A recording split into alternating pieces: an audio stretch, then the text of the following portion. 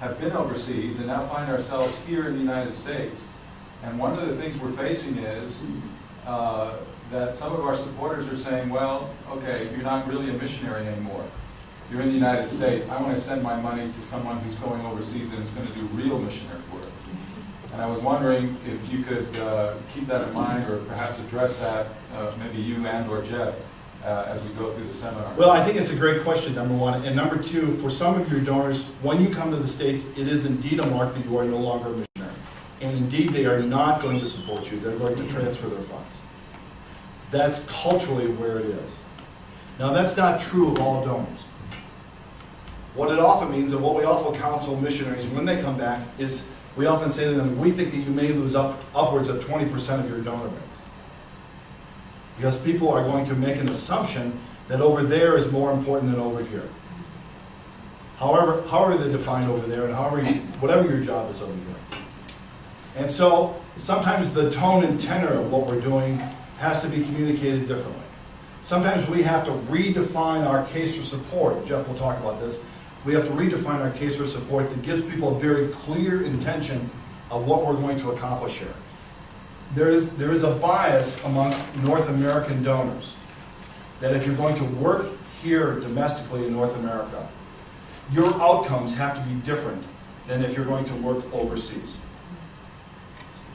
North Americans are going to hold you accountable for faster, bigger, larger outcomes. They simply are. Whether that's right or not, I'm not going to comment on, but they're going to speak from that mindset, number one. Number two, they're going to expect more face-to-face contact. If I'm going to Kenya, I understand the game that the person I'm supporting may be gone for 3 years. And the best I can do may be podcasts or something of that nature, or tape that she sends me, and letters.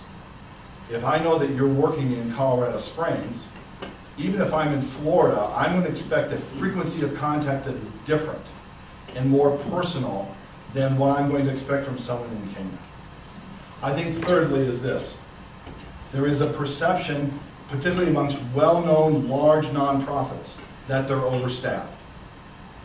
Now, I'm not making that comment about HCJB. I'm merely telling you that that is one of the barriers to entry that you have to overcome in dealing with North American donors to a North American cause. I hope some of that's helpful, and I would like to dialogue with you further about it at break. I don't want to suggest that it's easy.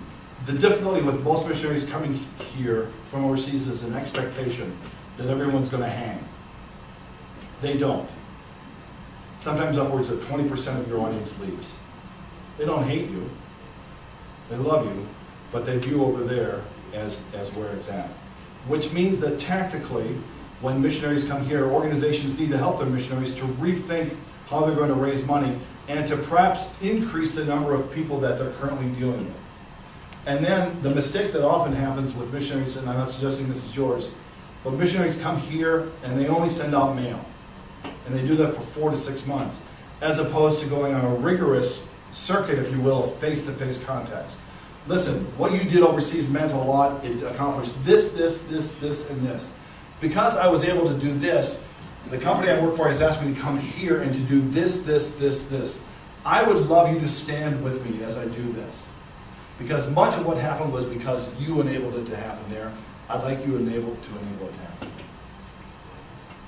We tend not to talk that way.